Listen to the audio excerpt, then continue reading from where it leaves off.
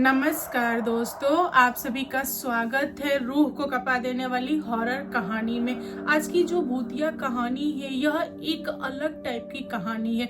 मुझे नहीं लगता कि आप लोगों ने कभी इस टाइप की भूतिया कहानी सुना होगा। तो चलिए बिना देर किए आज की कहानी स्टार्ट करते हैं। आज की जो भूतिया घटना है यह चंदौली नाम के एक छोटे से गाँव की सच्ची घटित कहानी है। उस गाँव में एक फैमिली के अंदर गुड़िया नाम की लड़की थी जिसकी एज थी 20 साल और वह अपने माता पिता, 3 भाई, एक भाभी और एक भतीजा के साथ रहती थी। गुड़िया की जो फैमिली थी वह बड़ी फैमिली थी और पूरे घर वाले गुड़िया को जान से ज्यादा मानते थे क्योंकि उसका जन्म बहुत ही भाग्य से हुआ था। उनके घर परिवार वालों को लड़की चाहिए थी जो कि लड़की हो नहीं रही थी। इसी चक्कर में गुड़िया के 3 भाई हो गए थे, तो बाद में गुड़िया हुई, इसीलिए सारे घर वालों ने उसकी परवरिश बड़े ही प्यार से किया और प्यार से उसका नाम गुड़िया रखा। गुड़िया एक दिन अपने भाभी के साथ गांव वाले मार्केट में जा रही थी। जो मार्केट की दूरी थी वह मात्र 3 किलोमीटर थी, इसीलिए गुड़िया का भतीजा और भाभी तीनों लोग गांव की कच्ची सड़क पकड़ के बाजार की तरफ आगे जा रहे थे। तभी अचानक से गुड़िया के सामने एक कौवा आया और कौवा ने गुड़िया के सर पे 2 बार ठोकर मारा। यह देखते से ही गुड़िया घबरा गई और वह जमीन पे गिर गई। यहाँ पे गुड़िया की भाभी को झटका लगा और उन्होंने अपने बेटा को बोला कि राहुल घर पे भाग के जा और दादी को कहना कि गुड़िया का बहुत भारी एक्सीडेंट हो गया है और बुआ सड़क पे गिर गई है, चारों तरफ ब्लड लगा हुआ है, गुड़िया बुआ इस दुनिया में नहीं है, दादी जल्दी चलिए। यहाँ पे राहुल ने अपनी माँ से पूछा कि माँ ऐसा क्यों बोल रही हो। यहाँ पे गुड़िया की भाभी ने अपने बेटा को समझाया कि देखो बाबू, मैंने जो बोला है तुम हूबहू यही चीज दादी को बोलना। तुम दादी को मत बताना कि कौवा ने ठोकर मारा है, क्योंकि बुआ के ऊपर ना बहुत बड़ा संकट आने वाला है। तो हम लोग चाह रहे हैं कि संकट टल जाए। संकट कब टलेगा? जब तुम्हारी दादी चिल्ला चिल्ला के रोने लगेंगी तब जाके संकट टलेगा। जो बच्चा था उसको कुछ भी समझ में नहीं आया, उसने माँ की बातें सुना। उसके बाद वह घर आ गया और घर आके उसने दादी को सारी बातें बता दी कि दादी बुआ का एक्सीडेंट हो गया है, बुआ वहीं गिर गई है और बुआ का प्राण निकल गया है। यह सुनते से ही गुड़िया की माँ चिल्ला चिल्ला के रोने लगी और भागी अपनी बेटी की तरफ। जैसे ही गुड़िया की माँ गुड़िया के पास पहुंची और उन्होंने देखा कि उनकी बेटी सही सलामत है, तब जाके उनको अच्छा लगा और उन्होंने अपनी बहू को डांटा और पूछा कि तुमने झूठ क्यों बोला? जब तुमको पता है गुड़िया सही है तो तुमने झूठी खबर घर पे क्यों भेजी? गुड़िया की भाभी ने गुड़िया की माँ को बताया कि देखिए सासू माँ, गुड़िया को कौवा ने ठोकर मारा है। इसका मतलब हम सभी को पता है कि कौवा किसी भी इंसान को ठोकर मारे, इसका मतलब होता है कि वह इंसान किसी भारी संकट में फंसने वाला है या फिर उसका दुर्घटना होने वाला है, उसके ऊपर कोई भारी आफत आने वाली है। तो यह सारी संकटें कब हटती हैं? जब कोई उसका अपना रोए, इस टाइप से रोए जैसे कि वह इंसान इस दुनिया में नहीं है, तब जाके वह ग्रह कटता है। इसीलिए मैंने खबर भिजवाया, क्योंकि मैं किसी और को बोलती कि गुड़िया का एक्सीडेंट हो गया है तो कोई भी उस टाइप से नहीं रोता जिस टाइप से आप रोई हैं।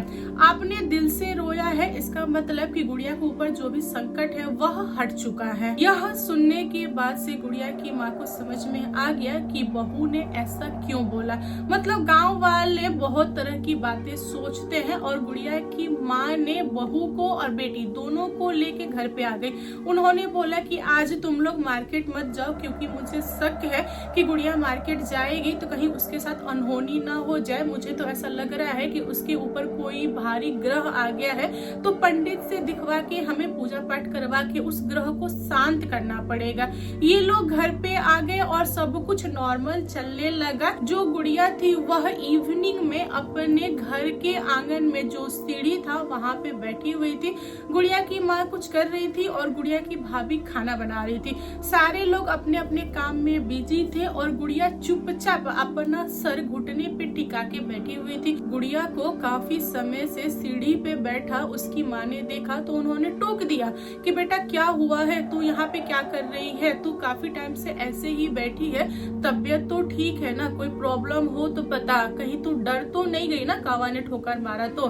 बेटा कुछ नहीं होगा, हम लोग हैं तेरे साथ। यहाँ पे गुड़िया ने अपनी माँ को कुछ भी नहीं बोला, वह जैसे बैठी थी कि वैसे ही बैठी रह गई। गुड़िया की माँ ने, उसकी भाभी ने, उसके पापा ने, सबने उसका नाम लिया थोड़े थोड़े समय पे, लेकिन गुड़िया किसी को भी जवाब नहीं दे रही थी। जैसी बैठी थी वैसी की वैसी ही बैठी थी। यहाँ पे गुड़िया की माँ को शक हुआ, वह गई अपनी बेटी के पास और बेटी के कंधा को छुआ और पूछा कि तुझे क्या हुआ है, तू बोल क्यों नहीं रही है, तू इतनी शांत कैसी है, तू तो बहुत चिल्लाती है, तू उठ बेटा, कोई प्रॉब्लम हो तो बता। इसके बाद गुड़िया सीढ़ी पे खड़ी हुई और अपने ही हाथों से अपना गर्दन पकड़ा और घुमा दिया। होना क्या था, गुड़िया सीढ़ी से नीचे गिरी, उसके बाद वह दुनिया छोड़ दी। यह घटना पूरे घर वाले अपने ही आंखों से देखे, उन लोगों का होश उड़ा हुआ था। गुड़िया की माँ चिल्ला चिल्ला के रो रही थी, पूरे घर में रोना पीटना वगैरह चालू हो गया था। किसी को भी नहीं समझ रहा था कि क्या किया जाए। यहाँ पे गुड़िया दुनिया छोड़ चुकी थी, इसीलिए घर वाले उसको हॉस्पिटल नहीं ले गए। घर वालों को ऐसा लगा कि उसके ऊपर कोई आत्मा था और उसने यह चीज किया है, इसीलिए घर वाले अपने ही गांव के तांत्रिक के पास भाग के गए सारी घटना बताने के लिए। तब उन लोगों को पता चला कि जो तांत्रिक है वह कहीं पे गया हुआ है 1 सप्ताह के लिए, 1 सप्ताह बाद लौटेगा। घर वालों के पास कोई ऑप्शन था नहीं, बेटी तो दुनिया में थी नहीं, इसीलिए उसका अंतिम संस्कार वगैरह स्टार्ट हो गया। तो जैसे ही गुड़िया की बॉडी पूरी जल गई शमशान घाट में, उसके बाद उसके घर वाले आए तो सारे लोग कोना पकड़ पकड़ के बैठ के रो रहे थे और आधी रात में लोगों को एक आवाज सुनाई दिया, जिसको सुनते से ही सारे चौंक गए और आंगन में आके खड़े हो गए। सारे लोग चारों तरफ देख रहे हैं कि आवाज कहाँ से आ रही है। ये जो आवाज थी वह रोने वाली आवाज थी, मतलब ऐसी आवाज जिसके अंदर बहुत ज्यादा तड़प हो और वह रो के बता रही है कि मुझे निकालो यहाँ से, मुझे बचाओ, मतलब कोई मुझे मार रहा है, कोई मुझे टॉर्चर कर रहा है, इस टाइप की आवाज थी। मतलब एकदम होता है ना कोई दिल से रो रहा है, उस टाइप की। और आवाज सुनते से ही घर वाले पहचान गए कि यह आवाज किसी और की नहीं, गुड़िया की है। गुड़िया की माँ सारे घर में घूम घूम के अपनी बेटी को तलाशी, लेकिन उनकी बेटी मिली नहीं। घर वालों ने गुड़िया की माँ को पकड़ा, शांत करने की कोशिश किया, लेकिन वह शांत नहीं हो रही थी और जो रोने वाली आवाज थी वह भी शांत नहीं हो रही थी। घर वाले पूरी रात उस आवाज को सुने और जो आवाज थी वह दिन में नॉर्मल हो जाती थी, मतलब बिल्कुल भी आवाज नहीं आती थी, और रात जैसे ही हो वह आवाज फिर से स्टार्ट हो जाती थी। यह चीज घर वाले पूरी 1 सप्ताह से बर्दाश्त कर रहे थे। घर वाले अलग से तड़प रहे थे क्योंकि उन लोगों ने गुड़िया को खो दिया था।